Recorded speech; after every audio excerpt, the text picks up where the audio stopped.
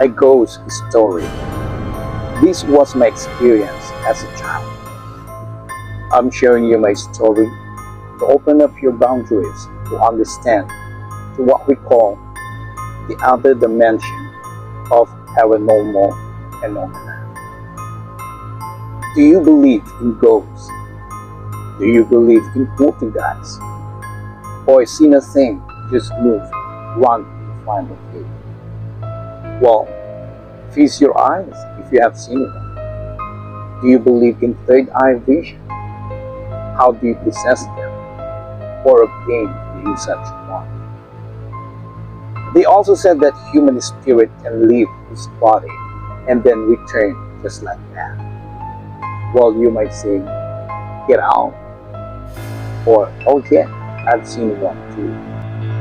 All of these questions have a profound or a sensible answer that might discuss arguments from generation to generation. When we say sensible, of course, is another term for being reasonable, because it's hard to find an answer without having hard evidence.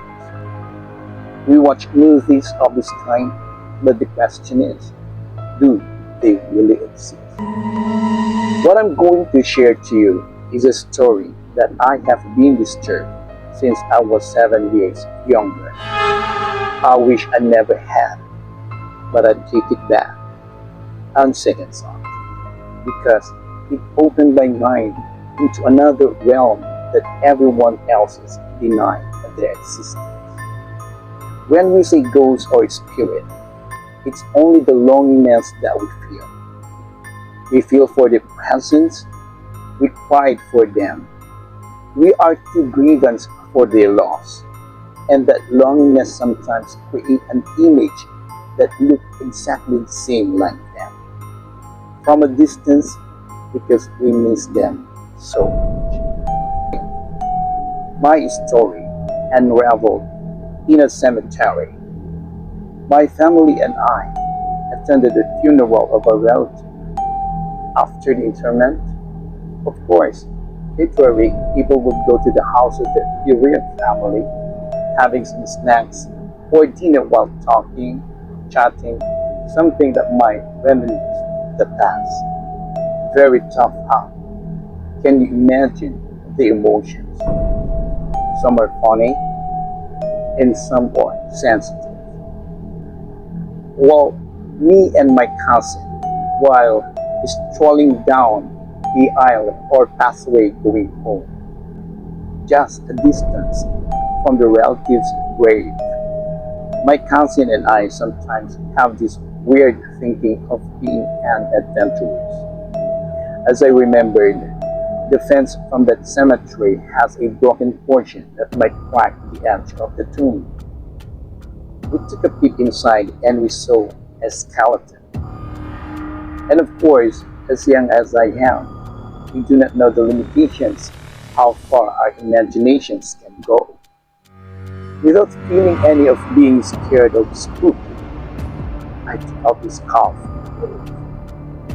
put the skull into my right wrist and the hole to the part of the throat, hide it under my shirt, and headed home while my cousin and I were sleeping, thinking something prank joke that might scare them. At home, at the living room, where all are rested, I took the skull out from my shirt and yelled, "Who wants to have a dachshund with me?" All of a sudden, they all screaming, shouting, "Get the thing out of your hand, you don't know what it costs you for that." The soul of the dead you just disturbed might turn back on you.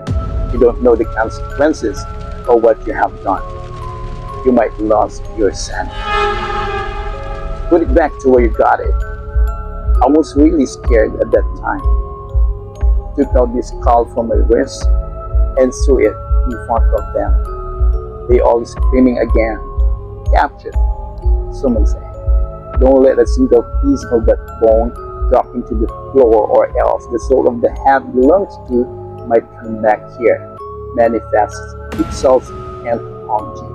After hearing those words, I felt like no longer able to mentally function. I stood there in that place, my body's shaking, don't know what to do, and I became too scared. My father, who is now deceased, may our Almighty Father rest his soul, asked my cousin to return back the skull where I took it. But I really don't know if my cousin really put back the head of the dead man from the grave where I took it. Now here comes the interesting part. That night at 10 o'clock, where everybody sleeps, and at the second floor of a house, close to the stairs, my brothers used to sleep in the foyer using a hand-woven mat. Of course, you can hear the cackling of the rooster.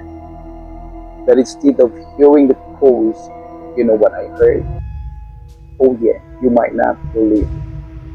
Every time the chicken cackles, a deep-set acid voice, in a long suffering calling out my name. At first, I ignored it, down to myself, not real. Maybe I was tired, got a long day and just imagining things. But the crows goes and goes. As I go back to sleep, I saw a smoke coming out from my foot. There is a figure of an old man looking at me. He stood for a second and then he laid onto me, his head on my stomach. He raised his left arm and started scratching my left foot. I screamed saying, "There's someone touching my foot." That morning, all day, the man that I saw never left my side. Since then, I never stopped seeing.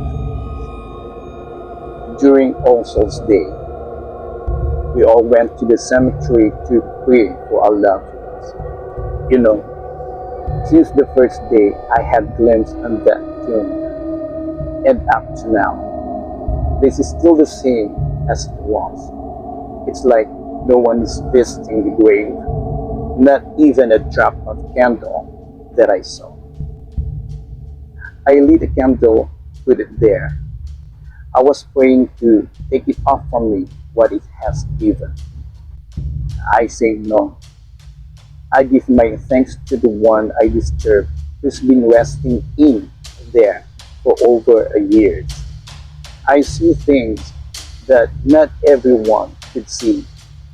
I think the Spirit who opened up my visions to understand things how they were, it should be.